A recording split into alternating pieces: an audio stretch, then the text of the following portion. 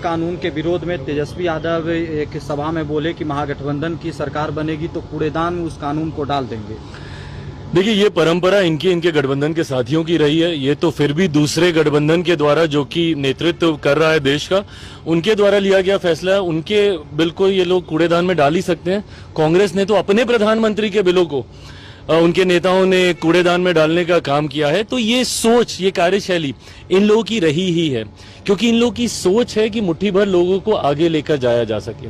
आज भी वक्फ संशोधन के अगर एक क्लॉज को अगर आप लोग पढ़ेंगे तो समझ में आएगा कि ये प्रो पुअर मुसलमान है। ये गरीब मुसलमानों को उनका हक देने की सोच के साथ इसमें संशोधन किए गए।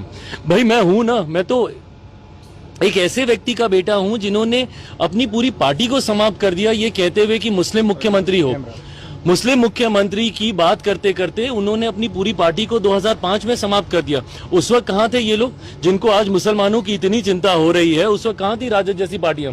उस वक्त जब मेरे नेता, मेरे पिता आदरणीय रामविलास पासवान जी ने मुसलमानों के हित के लिए ही बोला था कि बिहार में अभी तक कोई मुस्लिम मुख्यमंत्री नहीं बना है, आप बना दीजिए, और जो भी बनाएगा मैं उसको अपना समर्थन करूंगा।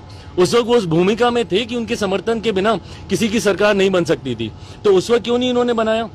आज जो ये लोग इतने मुसलमानों के हितैषी बने फिर रहे हैं, हकीकत ये है कि इन्होंने सिर्फ मुसलमानों को इस्तेमाल करने का काम किया। आज क्यों मेरे राज्य में मुसलमानों के हालात ऐसे हैं?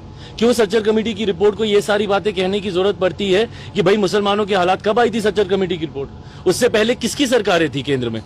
केंद्र में भूल जाइए, राज्य में किसकी सरकार थी? बिहार में 90 का पूरा दशक राजद और उनके समर्थन वाली सरकारें वहां पे चली है ना।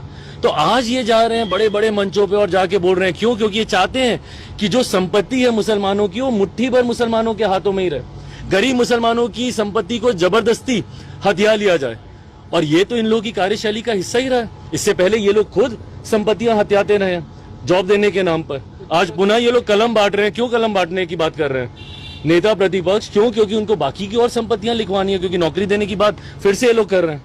एक सवाल है सर कि बार बार जब चिराग पासवान कहते हैं कि 243 सीटों पर चिराग पासवान लड़ेंगे, तो क्या हेलीकॉप्टर छाप चुनाव लड़ेगा या फिर एनडीए के बतौर रिप्रेजेंटेटिव? ये बात चिराग पासवान रैलियों में बोल रहे हैं। अरे प्रभु, ब्लैक एंड व्हाइट शब्दों में सुनना है तो मैं एनडीए के रिप्रेजेंटेटिव के तौर पे मैं अलायंस का हिस्सा हूं, और मेरे लिए ये बहुत बड़ी बेवकूफी होगी। मतलब कैसे आप सहयोगी की भूमिका निभा सकते हैं अगर आप सिर्फ अपनी सीटों पर ही ध्यान केंद्रित कीजिएगा?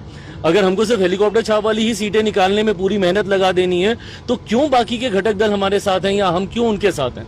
तो जब मैं 243 सीटों की मैं बात करता हूं, मैं मानता हूं 243 सीटों पर चिराग पासवान को खुद अपना प्रत्याशी समझकर वहां पे चुनाव लड़ना होगा।